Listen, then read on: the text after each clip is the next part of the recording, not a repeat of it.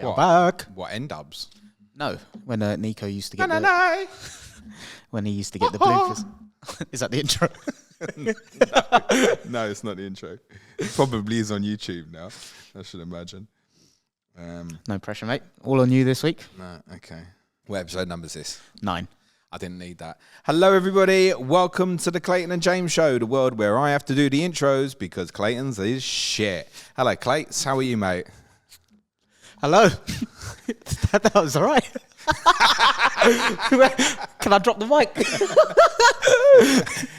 Hello, everyone. In case you didn't know, I'm James. This is Clayton. As per usual, we're going to be covering some of the big football topics. At the moment, we're going to be having a discussion about Man City versus the Premier League. Little news roundup with some things. I think Clayton and I thought we probably would be talking about Erik ten Hag today, but touch wood for him, I guess. At the time of recording, we're not. We've got On This Day coming up. Euro focus is Shakhtar Donetsk. On this day, by the way, Clayton, little spoiler, a Champions League game on a Friday. Oh, that is the previous woke nonsense. Woke nonsense? Yeah. What, Champions League on a Friday? Yeah. Ah, yeah. No, it's a very good one. And what else are we covering, Clates? I can't remember now. We've got a little news roundup. There's a few pointers that have come up. So Alisson's injury, 777 partners, Klopp's new job. One more that I'm missing, which I can't remember. Oh, yeah, we're going to talk about your FPL team. And my FPL team. Yeah, easily forgettable during the international break. We haven't actually heard how you're getting on in FPL for a while, and people are sick of hearing how I'm getting on, although it's an international break, so I'm going to go with it for a while and enjoy it till it all goes wrong. As you should. Game week 8, although people keep telling me by Haaland, James. Okay, we will start with Manchester City versus the Premier League. What do you know about this, Clates? Because I think there's been some misreporting. Interesting. Okay. I would like to know what the misreporting is. My understanding of this was it's separate to the 115, 116, 130 charges, whatever people want to quantify that one as. And this was Man City accusing the Premier League of unlawful laws and anti-competitiveness. And it's ATP, which I can't remember. APT. APT, thank you. Associated Party Transactions. It's related to that. And yeah, again, I'd like to understand a bit more what the misreporting is, but I think I've seen different spins on have Man City won this, have the Premier League won this, and I've got a very basic understanding on, I think, some of the details, but would need more information. The headline on Monday was Man City beat the Premier League. That was the news that dropped on Monday originally, and it was like from some outlets. I wouldn't say all of them. That would seem to be the headline news that people were reporting, and Man City are claiming that they won, and the Premier League are claiming that they won. I think when the headline dropped on Monday, a lot of the big outlets were going with City have beaten the Premier League, associated party transactions in the bin. So we think, oh my God, can City just sign a deal with Etihad for $1 billion, and that's it. It's over and done with. That's not what's happened here. So City had, I believe it was 25 cases against the Premier League. They won 2 of them out of the 25. What is it about those 2 that has made people go and blow it out of proportion? So they were sponsorship agreements that City wanted to go into with associated parties. So i.e. the owners of Manchester City also have an interest in these other companies, and the Premier League knocked them back. That's what the arbitration panel has come up with here and said that's what's not legal. City had the right to have these discussions and potentially have a sponsorship agreement go through. One of the things that come out was that City didn't have the bank books to understand what the sponsorship deals were with other clubs, to understand what might be fair market trade in comparison to other clubs. That's my understanding. So City won these 2 out of 25, but the Premier League won 23 out of the 25 cases. So they've both come out and claimed that they've won. From Man City's perspective, if I'm being simplistic about it, if they've won 2 of 25, why would that be considered a success for them? Because they believe they're obviously they're at war with the Premier League, aren't they? So any victory they get against the Premier League to prove that their written rule, as per with the Leicester points deduction, it feels like a victory. And so these sponsorship agreements, technically, they can go back into them. But the idea that associated party transactions is dead, i.e. City can just go, $1 billion with Etihad, and we're just using City here because that's who we're talking about. No, it's not on the table. The Premier League will have to rewrite some rules. The understanding is that will probably happen within a week. Oh, wow. I don't know if Newcastle were ready to just sign £1 billion agreement with anyone in this week coming. But it just needs a little bit of a rewriting of the rules. City can probably go ahead with these sponsorship agreements because they will be met by fair market value. And life goes on, and there's not too much to it. Are you able to explain that fair market value stuff a little bit more? Like, So, I don't think I fully have my head around it. All that means is, like, for example, if City did agree, £1 billion agreement with Etihad per year, that's obviously unrealistic in comparison to the sponsorship deals that will be doing with others. But City, from a fair market value perspective, with what they've achieved over the last decade or so, probably have the right to have a sponsorship deal as big as anybody. Be interesting to see how that stuff gets quantified, because I think a lot of that at the minute is open to interpretation in terms of, has that been, what's the word I'm looking for? It's the same. It's also relatable to transfers, right? So we've seen players move to Saudi Arabia. So take like Alan St. Maximin as an example. Like, it was looked at, right? In terms of, Saudi Arabia buying from Newcastle. It was looked at, it was deemed it was very fair. I think even a few Newcastle fans thought that probably the Saudis had underpaid for what his value. So if that's fine and it's above board, no problem. You've also got inflation of markets with transfers, things like the Amari Kellyman transfer, which is, young players obviously going for a lot of money. You'll hear on Clash the Correspondents tomorrow us talking about like John Duran's value now. And you're like, oh my God, like if Villa did sell him next year, a lot. And you think, actually, that's right in comparison to what's been tatted around for players at his age profile and what he's achieved already so far, and the fact he's a goal scorer as well. So in terms of fair market value within the Premier League, it would probably be sold at the moment. Perhaps it's almost like a scale, right? So let's use my club, not in the Champions League this year. If we suddenly have a sponsorship agreement that's like well out of Manchester City in terms of, say, a shirt sponsorship, right, well, the bigger endorsement for the sponsor would be, well, City are in the Champions League, all these European games, challenging for the title. Clearly, the value of the shirt sponsorship at City would be a bit more than Tottenham's. But also flip that from a stadium perspective. Yeah. Tottenham maybe could do a sponsorship deal on a stadium that would be bigger because of the NFL. exposure of the NFL, what's been happening in America, etc. Beyonce, Gaga, all that jazz. Yeah. So it's not just that all City will always have a higher sponsorship than Tottenham. It's relatable. And then that obviously funnels down, right? So if Ipswich Town suddenly had an agreement with Ed Sheeran where their shirt sponsorship was more than Man City, they're going to go, okay, Ed Sheeran's overpaying. But part of the argument, of course, well, if Ed Sheeran wants to pay whatever it is for the shirt sponsorship of Ipswich, well, then let him. Yeah, why can't he? There is that, but then I guess it will come down to related party association and stuff like that. Yeah, it'd be interesting to see how they quantify that, because that can very quickly become a subjective discussion on, that's my opinion versus someone else's. It's completely unrelatable to the 115 charges, though I think most of us from a neutral perspective are beginning to question, City did get 2 of these overturned. Obviously, Leicester and the written rule stuff with a points deduction. There is a concern of, are the Premier League watertight in their accusations towards Manchester City? I'm very confident, I've said this several times over, that City's inability to provide documentation in a timely manner to cooperate with the Premier League, like, they're guilty as. But all the other stuff, none of us really know. Yeah. And if it's just the lack of cooperation, how big is the punishment going to be? So there will be some punishment for City, but that could even be lack of cooperation. Could be fines, could be something that's not a big deal. If they get done for all the 115, then we'll see. There's a reason why City are about 8 favourites to get relegated. It ain't because of what they're doing on the pitch. No comment.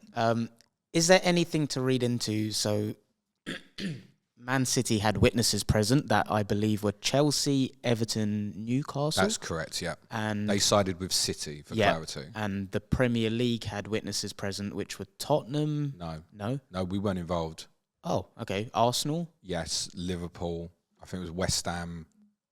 Maybe Brentford, I think. And I'll be able to find it. I'll get the article in front of me. I remember there were... I don't think my club was involved. That's surprising, actually, because I think Daniel's normally there if there's something to have against City. But Daniel Levy, I'm obviously saying, yeah. I don't think we were involved. I don't think we gave any evidence, actually. Okay, bear with me. I'll find the clubs it was. But, there were clubs that stood and witnessed for kind of Man City side, and there were clubs that stood and were a witness for the Premier League side. Do you read anything into that in terms of well, in terms of the clubs that have sided with City, obviously I think with City and Newcastle, it's quite clear that, you know, if City managed to get this completely overturned where associated party transaction, you know, didn't matter at all, City isn't the club that would benefit most. In the longer term, it would be Newcastle.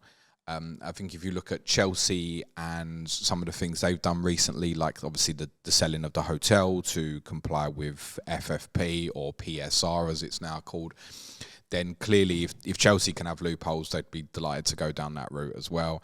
I think from Everton's perspective, obviously very different. They very much feel like they've been shafted by the Premier League quite a lot. I've found the clubs. Go for it. So witnesses for Man City were, as we said, Chelsea, Newcastle, Everton.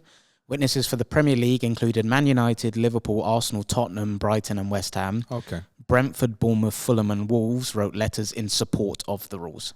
So Brentford, Bournemouth, Fulham, Wolves weren't in-person witnesses. So the majority of the Premier League a majority of the Premier League clubs have sided with the Premier League. Correct.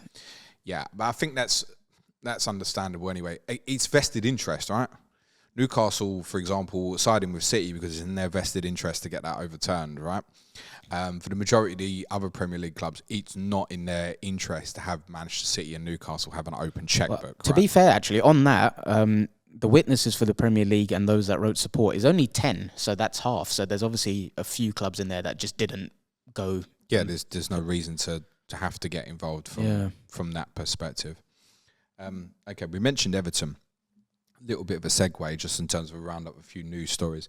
Some of you would have seen that 7-7 Partners is basically going absolutely tits up. And I'd spoken about this.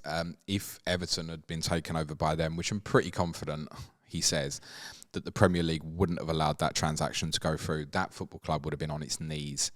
And there are a few football clubs around the world, because I think 7-7 Partners have ownership of 7 clubs, I think, who they're in dire straits. That includes like Standard Liège in Belgium. One of the biggest clubs in Belgium is probably a name you haven't heard of for a while, but one of the biggest clubs there, and I don't know what's going to happen to them. What's interesting about that from the Everton perspective, and I don't quite know what the answer to this is yet, but 7-7 Partners loaned Everton £200 million. We know that. Quite how or why, that's one for Suj and maybe a Money in Football podcast on Patreon. I don't know what happens to that money. Do administrators come back and claim it? When do Everton have to pay it back by? Do Everton have to pay it back? Does it get written off and just become Everton's money? Do you know? I don't understand that yet. That's do you the honest know answer. What happens typically when there's nothing wrong with a company like that? So what would the typical process be in terms of repaying that back? Well, if you've got administrators take over something, that's what it seems like will probably happen with 777.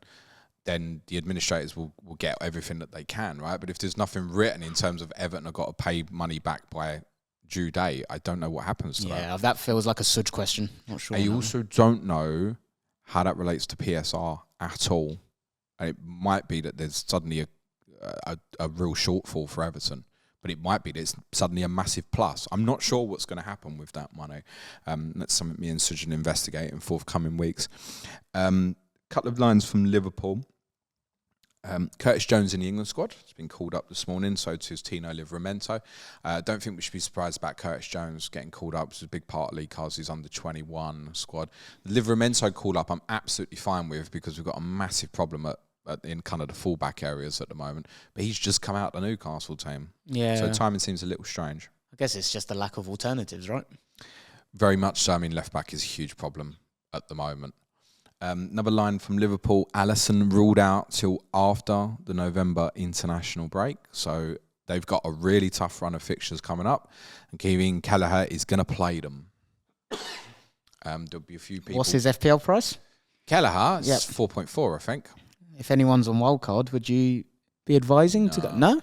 Because of their fixtures. The fixtures are shite in the immediate for the period that Alisson's going to miss. So I guess the target for Alisson will probably be back around about game week 12 when they go to Southampton, or game week 13 when they play Manchester City.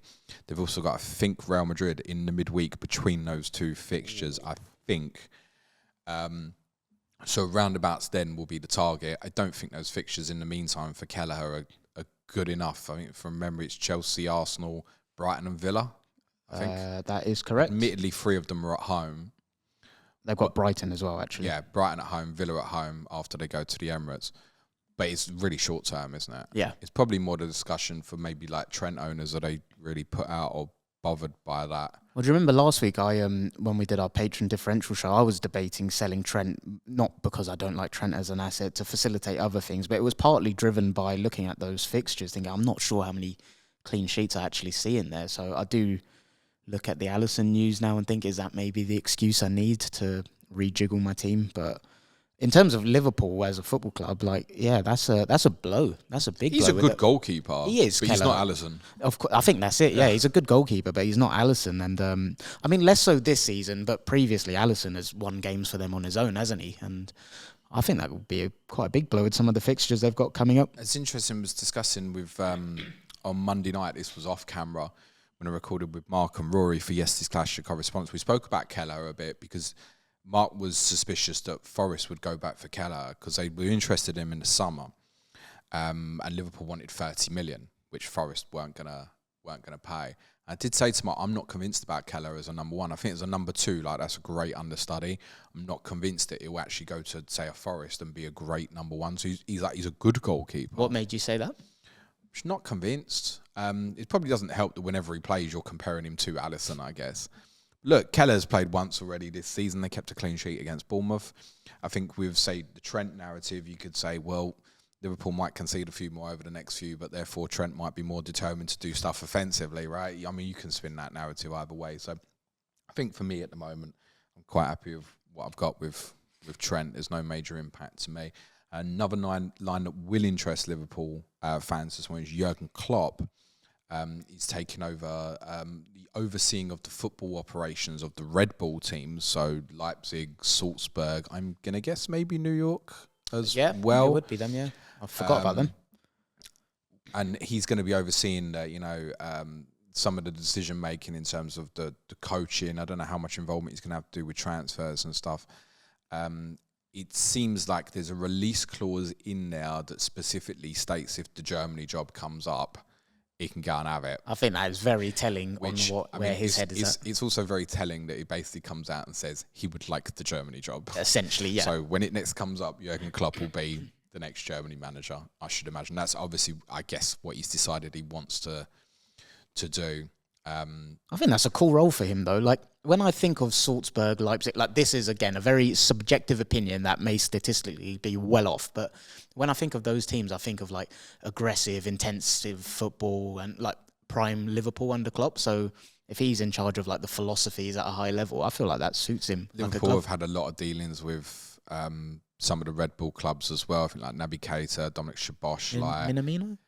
Minamino, yeah. There's a few that have been linked between the two clubs. Where did Konate come from? Was he one of them as well?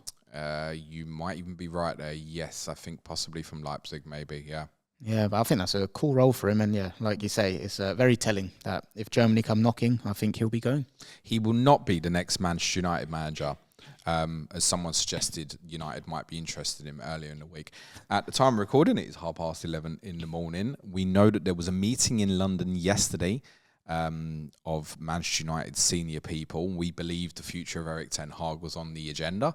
I suspected that there would probably be something leaked in the press last night. I suspect Clayton is looking at his phone now to see if anything's been leaked while we're talking. Do we think this is no news is good news for Ten Hag or not? Yeah, I mean, what we said just before we went live, like, the tough fixtures have kind of been and gone now. It's I think if they were going to sack him, they would have maybe done it already. So we've got a decent run coming up. I feel like we would have heard something by now. And that is going to be classic when he gets sacked after this episode's released. But yeah, I think no news is good news in this situation for him, to be honest. Yeah, I think he's going to stay at the moment. But it probably just takes one more bad result now, I think. For me, it's got an inevitable conclusion now. It's just a case of when. I think they're probably just like, who do they go and get now? We obviously said about Tuchel before we went live, but in terms of a long-term project, we've spoken about Man United operationally getting things right behind the scenes and stuff. Maybe they're not looking to go and get a Tuchel to go and stabilise for 12 to 18 months. Maybe they are looking a little bit longer term. Tuchel wouldn't feel like he's going to be in charge in 6 years. Of course, yeah. So maybe they are just taking their time, like they've kind of made peace with the lower ceiling they've got under Ten Hag, and they're trying to buy their time and find the right manager for the long term with all of the operations they've got in the boardroom, I guess. Yeah, this might age very badly, but at the moment, I think he's going to stay. Me too. Before we talk about your FPL team, Clay, it's just a line on AFC Wimbledon, who we covered. Many will know about the sinkhole that opened up in their pitch. It's good news for them. They are playing at home in the league this weekend at Plough Lane. So the situation has been sorted, I think, quicker than perhaps many of us thought would be the case. So that's really good news for them. All right, coming in, Clates. What's going on with FPL, mate? You said people are bored about your team. I'm not sure people will care about mine, to be honest, but here we go. It's been a very good start, I'd say, and I contextualise that amongst the fact that I usually, game week 7, game week 8, I'm sat around the 2-3 million mark, and I'm currently 300k, so I'm someone that historically, I do well after Christmas. Like it takes me a while to kind of get a read on teams and have a feel for the season and trends and stuff like that. But it's going well. Started game week 1 was 2.6 mil. And then it's been a bit of a yo-yo, dropped down to 900k. But this week, my game week rank was 516k. And yeah, 300k overall. I've used chip-wise, triple captain. Game week 2, I used it on Erling Braut Haaland. I have been toying with the wild card in a few periods. My strategy, if you could call it that, when the season started was I'm just going to hold the wild card until I feel I need it. I didn't have a game week in mind where I was like, oh yeah, I really like those fixture swings and I'm going to use it then. It was very much a case of if my team looks crap in a given week, I'm going to do it. And I got close a couple of weeks ago where I had a couple of, they weren't issues, but they were borderline, like João Pedro, Minter's minutes, who I punted, and I think I got wrong. Barco's been sat there. And when Sud used his wild card, it was a case of like his team forced him to use it. I think I was 2 or 3 players short from that point. But yeah, right now I'm doing all right. I don't love my team. And to be honest, if we're going to talk about what I'm doing next week, I'm actually not sure, so probably rolling. But there's players in there like Jota where it's just, and Minter, where it's a week to week. I'll look on, Emma's Hive Mind predictors, Jump the Wave. Every Friday I'm looking at that for what's Jota's probability of starting, what's Minter's. And the way I play FPL, I just don't like that headache week to week. But Jota's done all right the last couple of weeks. Minter obviously scored against Tottenham. I think they both play game with Kate. Okay, lovely stuff. But yeah, it's going well. Wildcard, I'm still not entirely sure when I'm going to use it, but my bench is, I've got João Pedro and Barco on it, and João Pedro I think might be out for a while. So yeah, it's going all right. 300k, I'm very happy with that so far. You've got a lot of similar players to me. Gabriel, Trent and Porro. Yep. 4 of the midfield as well. Bumo, Jota, Rogers, Saka. You've also got Dominic Solanke. Do you have him as well? I have Dom, yeah. Of course I have Dom. Don't sing the song, please. Dom, dee, dom. Yeah, okay. You've got Haaland, so that's where things obviously change. So I've got like Watkins, Palmer. You've got Haaland. You've got Lewis in there, Minter, João Pedro. Couple of questions for you. Dean Henderson. Not in love with him. I'm talking about FPL there. I'm sure somebody is. Yeah, it was one of them. When I started the season, I wanted David Raya, just with the way my team landed. I couldn't really make it happen. So Dean Henderson was the 4.5 mil keeper I went with. I've seen a lot of people, so I've not actually looked into this myself. Apparently his underlyings might be decent. And their fixtures coming up look... Currently his underlyings might be decent. Okay, or Palace's defensively. I know Palace haven't done well. I'm not a Dean Henderson fan. Everyone knows that. Neither am I. But you stuck him in there, mate. That was for the start of the season, and yeah, I clearly got that wrong. But is changing my 4.5 million goalkeeper gonna make a massive difference? I'm not sure. So I think it's one of them. I'm stuck with him until I wildcard. What's the latest we can wildcard? Game week 19, right? Yeah. Are there any swings you see coming up where if people haven't used their wild card yet, you'd be suggesting? It's all the even numbers bar game week 10. Okay, that's helpful to remember. 12, 14, 16, Yeah. 18, I think. Sure. Might be a case for 17 or 15 maybe, but that generally what I've looked at. I think it's all the even weeks. So I'm going to take this opportunity, with an expert. What I don't like about 12 and 16 particularly is I think a lot of the players you'd wildcard into have got difficult games afterwards. So like in 12, there's a really good set of fixtures for pretty much everybody, bar Tottenham go to Manchester City. So it's obviously still a good fixture for City. But then in 13, like Liverpool and City play each other. In 16, there's another kind of really good swing for a lot of the top teams. But in 17, I think Tottenham played Liverpool, might be Chelsea, Villa. There's a couple of matchups between the good sides in 17 as well.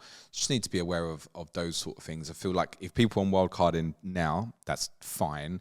I think 9, 10, 11 is pretty much a bit of an empty space where the fixture swings that are coming good are in for things like Wolves. It comes into like Brighton in 12 because we've got this period now where a lot of the top teams playing each other. Yeah. And the fixtures that are tough. So Arsenal, Liverpool, Chelsea, Newcastle, Villa, as a consequence, their fixtures collectively don't look great. Tottenham's look okay over the next 4, but then they go to City. So if you end up on Porro, Johnson and Solanke, what do you want to do when you get to 12? Now, actually, there's a case to say that's okay, particularly if you can bench, say, Porro, because Tottenham have some decent fixtures after 12 as well. Man United are coming to a good run. Yep, and like you, they've scored a whopping 5 goals so far this season. And yet I'm still considering Bruno Fernandes like you. Man City's next 4 or 5 is obviously really good before they go to Anfield. Yeah, and it's one of them, to be on the wild card, like, yeah, none of them massively appeal to me, and I think I'll be forced into using one. I just think with the international break, I think games are every 3 days for those in Europe coming up pretty much until the next international break. I feel like there will be the odd injury, there'll be rotation that will just force my hand at one point. So I've always been like that. I start the season quite open and I try to be reactive, to be honest. Like I said, historically, I usually have quite a poor read on the season. It takes me a while. So I don't think there's enough justification for you to wild card here. No, I'm not considering it right now. No. João Pedro, what are you thinking? Actually, what's the point? What's in the bank and how many free transfers you got? In the bank, I have got 0.7 and I've just got 1 free transfer. So I'm probably going to roll this week, to be honest, despite João Pedro sitting there. And it's because with my bus team, I've actually got Minter first sub. So I look at that team for this week and I think it's fine, to be honest. So I presume that you bring in Porro for Minter from your lineup from last week? Correct, yep. Okay. Yeah, I mean, that's not terrible. You've got Haaland in place, so it's probably not really a captaincy conversation for you, I should imagine, this week. If you had to say on Pedro, and you hear quite a bit of this on Clash of Correspondents tomorrow, Brighton has said coming to a really good run of fixtures from game week 12. Over this next period, Fulham's fixtures are really good. Raul Jimenez at a very similar price. I think it's kind of a lot of people talking about Delap at the moment. His next 3 are really good. We have a discussion about considering Raul Jimenez in comparison to your Calvert-Lewin, Givardi's, Chris Wood, etc., etc. And I think he'll probably show up quite well in his next few. That's a consideration for you. Yeah, but you also don't need to, like, if you brought Jimenez in this week, who are you benching instead? That's the thing. It's not one for this week. But I think going forward, if I manage to roll, probably Rodgers. Possibly, ironically. Yeah. And I think the way I look at it is that 12th, 11th man spot is constantly between Lewis, Porro, Rodgers or Minter, and I feel like 4 people for that one spot. They all seem quite nice to be able to rotate between them. João Pedro is obviously one that if he was around, he'd be in that as well. But Jimenez is someone I hadn't considered, so yeah, I like that shout, but maybe not for this week. Yeah, I've done a bit of remodelling in my own tick, and they show up best now for the next 5. Interesting. It's a good run. What was the stat you told me about their expected goals in midfielders? No, I can't ruin it for you. Is that from COTC? Yeah, I apologise, there's a big... I've recorded with Lewis and Lee this morning. It'll be out for you tomorrow. There's a big conversation that centres around Adama Traore, and most people have got their judgments already made on Adama Traore. I think you'll find it really interesting at Clash of Correspondents tomorrow. Okay, so you think rolling, yeah? Yes, sir. Okay. What about you, Mr. Expert? We're not talking about me. I'm not an expert. The move in mine, I've got 2 threes, is Haaland and Diblin in for Saka and Watkins. Is it Haaland? I hate it. Why? But I'm beginning to come to the conclusion that it's probably the right decision. Why do you hate it? Because I just love my structure more without him. I think my team looks better. But also look at Saka and Watkins over the next 4 or 5. And what I'm doing is I'm thinking if Haaland goes in, he basically becomes captain for the next 4 or so, at least. So it's not weighing up Haaland and Diblin versus Saka and Watkins. It's just actually weighing up Haaland as a captain, so effective 8, versus Saka and Watkins over the same period. I mean, I can't argue those transfers. They make a lot of sense. You may hate it, but I think your team will love it. Yeah, and no one is saying to me, James, don't do that. Yeah, but you're just hustling everyone, so we move. I might captain Jota in game week 8. Look, if I brought Haaland in, I'd be captaining him every week for a while, but my intention wouldn't be to, that's it, and I want to take him on at the right times this season. I love the structure so much more. The other thing is I wanted to get to this point and move Palmer or Saka because Chelsea got difficult fixtures as well. Palmer more difficult now because you're like, oh my God, this guy's on a streak. But the idea was to get to this point and have the 2 players at around about their price. So I could go, if I wanted to, Palmer and Saka to like Foden and Son for like this period and then flip them back to keep the structure the same. But the other players at that value, Foden, Son's been unavailable. Kevin De Bruyne is probably back for 9. It's like, I don't really see any justification to go there. No. So therefore, in the immediate, I probably don't need the structure in the same way, but I'm convinced I want to get back to it. Yeah, I think like that. You shouldn't put yourself in the camp of I'm never owning Haaland because I've gone without him and I've done well. There's also an interesting knock on those who listen to Monday's podcast will let me talk about Matthias Cunha quite a bit. If I go Haaland, I can't get Cunha. Is that detrimental? I know. Repeat that sentence. If I don't... I know. You're ranked where, James? Yeah, it's early days, kids. Right, Clayton, talk to me about Shakhtar Donetsk. Yeah, so Arsenal have got them in the Champions League this year, and I think they're a team, unlike Ferencvaros last week, where a lot of people would have heard about Shakhtar Donetsk. I'm not sure I'm going to say anything that people didn't know, but I've taken a leaf out of your book from last week and dug in a little deeper into the history and the meaning behind them. So they were founded in 1936. They were originally established as, and now this pronunciation is going to be... Good luck. Stakhanovets. Yeah, them. And they were renamed Shakhtar in 1946. Do you know what Shakhtar stands for or means? I believe it's miners, isn't it? Why do you know that? Not as in like children miners. I mean people who go into mines. Yeah, that's correct. Yeah. What was that? Yeah, like digging, like mining. Why do you know that? Because I read as well. Oh, okay. So yeah, I'm not the oracle. I know some people think I am. I'm not. But they did that in 1946, reflecting the industrial heritage of Donetsk, which is where the club has been associated. They are one of the most successful teams in Ukraine, along with Dynamo Kiev, who I think them two have basically been the consistent teams in that country. There's been a lot of change in terms of their geographical location, obviously with everything going on between Russia and Ukraine. So they have had to, in recent years, play in parts of Poland, which has affected them financially quite a lot as well. But in terms of their success as a club, like their major honours are a joke. They've actually won the UEFA Cup in 2008-9. The only Ukrainian team to do that since their independence, win a European trophy. Correct. They're the Ukrainian league champion 15 times. They won it in 2022-23. Yeah, and the first one wasn't until like the late 90s, was it, I think? Yeah, their first one was in 2001 too. Okay. Yeah, and so they won it in 22-23, 23-24. Last season, but they've not started great. They lost 3 games in total last season in the league, but they've lost 2 already, and they're currently sat, I can't remember if it was third or fourth. Yeah. I think they're about 6 points behind Dynamo Kiev, and they play them after they play you. Yeah, so a big week for them. But yeah, in terms of their honours, so obviously 15 times league title winners, 14 times they won their Ukrainian Cup. They won that last year as well, and they've got a Ukrainian Super Cup, which they've won 9 times, as well as winning the Soviet Cup 4 times, which they historically used to do. Yeah, I think they've just become a staple in European football now. And the period I remember, like, I didn't even need to research this bit, was like, you know, when there were the Brazilian influx of like Fernandinho's, Douglas Costa was like Willian, of course. Did he go from them To Angie, I think. Or was it to Angie to then Europe? So. I wasn't sure then what to order. Chelsea, I think so. Yeah, Fred's another one that's come from there. And I should have done more research on what it was about that kind of Brazilian influx, because that... You mean Manchester United Fred? Yeah. Not the old Brazilian forward Fred. You mean Fred, Manchester United midfielder?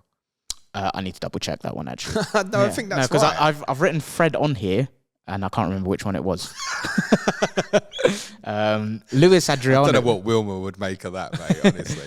Luis Adriano was another one. I used to love playing with him on Pro Evo. Yeah, they had a strategy to buy Brazilian attackers and have, the make up the defensive team, the kind of core of players from sort of that Eastern European bloc. Theirs is quite a sad story, really. Homeless, right? Not playing in their region. It's not just because of the recent war in Russia. It was a lot before, where the conflict in the Donbass region forced them to go and play in, I think, Kharkiv, Lviv, Kiev.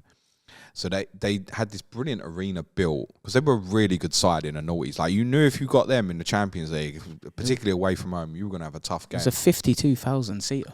Yeah, it's a Grade A listed stadium. So it was capable of holding like European finals, for example. It's where England beat Ukraine themselves in Euro 2012. It was only built around about 2008, 2009. Only played in it for 5 years, and had to leave that region in 2014. So basically been homeless for the last 10 years. Probably will continue to be homeless. I think they're playing the Champions League games in Germany. They are. At the moment as well. So it's quite a sad story. Largely a team that was kind of a mid-table ranking team in Ukraine. Obviously got a little bit of financial support and has really kind of competed with Dynamo Kiev. But I think before the conflict in the Donbass region, you'd have probably said they were the strongest team in like that Eastern Europe region. You don't want to play them. Yeah. That would be one of the worst away games you could have in Europe. So it's quite sad that they're not. I don't think they're going to give you too much trouble in the Champions League next week. I don't think those words will haunt you, Clayton. No, I don't think they will either. But yeah, what you say there about how sad it is being homeless, like, we speak a lot about gate receipts in the UK, and that prompted me to go have a look at the attendance. I saw the same thing about the Donbass Arena and how big it was as a stadium. Their average attendance right now is like less than 1,000 spectators a game because of where they're based and everything. And like the financial knock-on impact must be mental for them. It's it's quite sad, to be fair. I mean, they were regularly, the stadium that was built in Donetsk. They had more than half the ground of season ticket holders. I saw a statistic, it was the most season tickets ever sold in that region at that time. We were very well supported. There's a lot of people, obviously, in the kind of eastern side of Ukraine that obviously still very much support Shakhtar Donetsk, but obviously because of what's happened there, it's not very easy to go and support the team. So I almost find it remarkable a little bit they're still playing football at all in that country. Yeah, big time. But yeah, I agree. I don't think they'll give Arsenal many problems. But if this was the Shakhtar Donetsk of the 2010s, I think we would have been talking about a different story. Played 2 games in Champions League so far. Haven't scored. Missed a penalty against Bologna from old Euro fantasy favourite Mr. Sudakov. Still trolling for anyone who went there in UEFA fantasy. You didn't, did you? No, I was just going to say, maybe he'll be the one that makes me eat my words then. Could be. Yeah, that would be the ultimate troll for you, actually.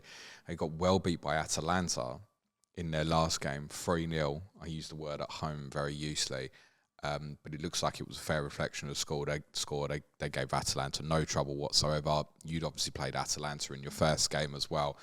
So, okay, obvious conclusion, but you would imagine that Arsenal will beat them fairly comfortably next week in the Champions League. And with Inter next, you're obviously going to want to put those 3 points on the board. I think so, yeah. And it'll be just from an FPL perspective, actually. So that week, Arsenal have Bournemouth away, Shakhtar at home, then Liverpool at home. I reckon, like, if people are thinking about rotation, I think Arsenal will rotate in that game against Shakhtar more than the Premier League games. What did you make on the Martinelli Trossard stuff at the weekend? Didn't see it coming, to be honest. Did you see Thomas Partey playing right back? I considered it. I said it in a group chat, but when I came to actually predicting the 11, I didn't go with it.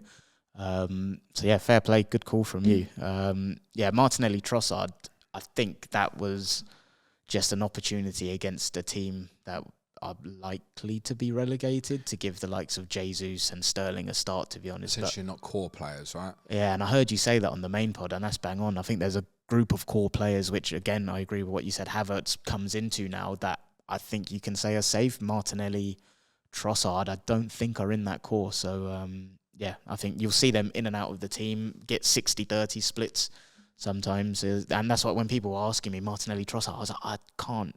I felt confident they would start. Oh, I told everyone Trossard, so I got it doubly wrong. I mean, I did say, I think they'll both start against Southampton, but it was more the long-term thing. I just don't have any confidence. It dawned on me when I was doing my deadline stream on Saturday, people kept asking me about like Martinelli, Trossard, and I was like, no. And it was dawned on me that perhaps some people obviously didn't have free Arsenal, and clearly they didn't have free Arsenal because that's what they were asking about these players. Someone's like, well, actually, yeah, if you haven't got free Arsenal, yeah, sure, go for it. And my recommendation was Trossard over Martinelli. Yeah, I think that is something where you shouldn't beat yourself up if you went there. Like, historically, we say Arteta doesn't rotate that much, and within Arsenal circles, it's a criticism of him, actually. So they'll both play at Bournemouth, won't they, if they're fit? Don't ask me that now. No, they will, won't I they? think Probably. So, yeah. We're assuming Odegaard would. Not sure. I saw him. There was a clip of him like running on a treadmill, but I'm not sure what long-term recovery timelines look like for that injury with his ankle, to be honest. Haven't seen a timeline. Okay. We will finish with On This Day. Hit me. What have we got this week? We are going back. How old are you? What year was you I'm born? 29, was born May 1995. So depressing. So the guys were talking on our Slack last night about Hugo Viana. He's been linked with taking up a sporting director role at Manchester City. So one of our patrons, Nico, said, whoa, did you just do the same? We're like, he was a really talented young player, and a few of the guys were like, my God, I feel really old. He went to Newcastle and didn't fulfill expectation of what he might have been. This On This Day is before you were born, Clates. All right. You old bastard. This is going to take you back to 1992. When the Champions League was reformed to no longer be the European Cup, but be the Champions League. At this point, it was still only the champions of nations went in. That didn't change until, I think, 1997. And the representative for England was Leeds United, who were the last winners of the First Division before the formation of the Premier League. And obviously, the old European Cup was just knockouts, 2 legs, home and away, winner went through. This obviously was a reformation towards the Champions League, what we know now, but a little bit different. You had to play 3 knockout games, and then the final 8 were separated by 2 groups in the Champions League, play each other home and away, and the 2 winners of those groups met in the final. That's how it was done originally. I don't know what people think of the current format, but I think it's better than that one. Yeah, sounds it. Could you imagine the 3rd and 4th place teams playing each other with no ambition to get to the final? Yeah, that sounds awful. Like March or April. No. So Leeds won their first knockout game, and then they met Stuttgart in the second one. Were they like a German powerhouse champions. in that period? No, I think, to be honest, I didn't look, but I think until sort of the last 20 years or so, Bayern were obviously a major club, but I think the title winners got split about quite a bit in Germany. You'd get some different winners. Stuttgart were the winners that previous year to met Leeds. First leg is in Germany. Leeds are doing okay. Eric Cantona starts limping. Stuttgart score a goal on a breakaway, and they scored 2 more. 3-0 to Stuttgart in the first leg. Oof. Trouble. You can imagine what the atmosphere is probably like at Ellen Road in the second raucous, leg. I can imagine, yeah. Exactly that. You know you got to get goals early, etc., etc. So score early through the late Gary Speed. Stuttgart equalise on the night. So you're like, Do you know roughly what minute? It was first half. All right, yeah. Surely you're thinking game's done at that point. Well, you've got to win 5-1 at that point. So it's clearly an uphill task. Leeds get a penalty. Still in the first half, which Gary McAllister converts. And then in the second half, Eric Cantona scores a goal that he's credited with, but looks somewhat dodged because I think it might be an own goal. And then Lee Chapman scores a header near post at a corner as well. 4-1 up, only need 1 more for this miraculous recovery. Didn't do it. Oh, you set that up for such an anti-climb. They didn't do it, no? Well, that's not the climax because neither of these games were played on October the 9th and neither of them were played on a Friday night. So it became clear the next day Leeds have lost on away goals. Okay. Have gone out. What are you laughing for? Yeah, you've done me, yeah? That's that's good, isn't it? It's 4-4. Have lost on away goals. The next day it becomes clear that Stuttgart have fielded an ineligible player. Oh, shit. So basically back then the rule was you could only play 3 non-domestic players in European competition. Older listeners might remember Peter Schmeichel and Eric Cantona sitting in the stands when Manchester United lost 4-0 at Barcelona. Just going, this is weird because they had too many overseas players. Oh, really? And then the ruling changed after like Jean-Marc Bosman and stuff like that. So anyway, Stuttgart had brought on as a substitute in the game at Leeds. They'd brought on a 4th overseas player. Oh, and no one clocked it during the game or at the time? Well, no, it's just, I guess you could name the guy as a substitute as long as they didn't all get on the pitch. I think it was okay. Sure. I think that might have even been the rule. You couldn't have more than 3 on the pitch, maybe. I'm not sure. But you couldn't have 4. So ended up with 4 on the pitch anyway. So next day, it's obviously on I guess probably now, if it happened now, there'd be so much on social media, be like, they're fielding 4 players, or someone would spot Opta would be all over that. Yeah, like back then in 1992, wasn't getting noticed so much. So the next day it goes to appeal. Now, question to you: when a game kind of gets overthrown by something like that, what do UEFA normally do? I don't know. What do? Do they replay it? No, they normally award a team a 3-0 victory. Okay. So what they did was they took away Leeds' 4-1 and gave them an automatic 3-0 victory. So now what this means is they're 3-3 on aggregate, no away goals. So what are you going to do? You're going to get the 2 teams out for a penalty shootout. Yeah, so what did they do? So what they decided to do, and obviously the next week was an international break as well. So they deemed that Leeds and Stuttgart had to play each other in a one-off game. Okay. In the Camp Nou. I don't know why they chose that because it was only about 7,000 in the ground. In the middle of it's got the biggest fuck-off stadium in the world. In the middle of England and Germany. England and Germany. Should we maybe put some in? No, we'll send them both right down to the far south of Spain. Let's do that. They made them play at the Camp Nou on the Friday night during the international break. So the guys who were going on internationals were they obviously were allowed to play for their clubs and turn up later and stuff. The Friday night in the Camp Nou, Leeds and Stuttgart, October the 9th, one-off match in front of next to nobody in basically the biggest stadium in the world. Why was there no fans there? So there was. But why only 7,000? I read an article from in 442, actually, John Newsom, who played for Leeds, who said he thought it was about 20,000. I'm thinking that would be a great away day if I'm a Leeds fan. Yeah, of course, but also this is 1992. True. Yeah. And, a week's notice can people just fly out and stuff like that. It's not like, if they'd have put it between England and Germany, the only way you're going to Camp Nou is fly. Maybe if they'd had the game in Paris or something, or I don't know, even in the Netherlands, for example, you probably would have got more there. But I think John Newsom said he thought it was 20,000 there, and it obviously in the Camp Nou looked empty. I've been in Wembley with like 25,000 there, and it looks terrible, right? Not only that, they'd obviously pocketed all the Leeds fans on one side of the ground and all the Stuttgart on one side. So the 2 sides just looked completely deserted and empty. But I think the official attendance I read was 7,000. So in the Camp Nou, it's pretty shit. Yeah. You don't feel like, Champions League on a Friday night. I don't know if this is the only Champions League game ever played on a Friday night. It might be, actually. I feel like that's another trivia quiz. Could be. Anyway, Leeds start well. Gordon Strachan scores a cracking goal. But Stuttgart equalised late in the first half, and then very bizarrely, Howard Wilkinson decided with about 15 minutes to go to take off talisman Eric Cantona and bring on Cole Shutt. Who? Exactly. Okay. Cole Shutt from nearby Sheffield. And at the time he was brought on, Stuttgart had a corner, and Leeds cleared the corner, and he went to Cole Shutt, and he ran through and scored. No way. Absolutely, mate. Managerial masterclass. Scored the winning goal. Leeds won 2-1 on the night and advanced to the final knockout round, where they were eliminated by Glasgow Rangers over 2 legs in what was dubbed at the time the Battle of Britain. Rangers beat Leeds 2-1 home and away, and that Rangers team was very good. In fact, they got to the group stage, obviously, and drew in Marseille in their final game. Had they beaten Marseille, they would have been in the final. Oh, wow. Marseille beat AC Milan under a cloud of controversy in the final 1-0 for a goal from Basil Boli. Also, interestingly, Cantona's last goal for Leeds was in that game against Rangers because he would join Manchester United a couple of weeks later. And perhaps set the tone for what the Premier League would see, therefore, over the next 3 or 4 years. One wonders, if Leeds had beaten Rangers, would Cantona have stayed? What do you think? I don't know. What, to play in that Champions League group stage, the first ever one? Yeah, he might have stayed.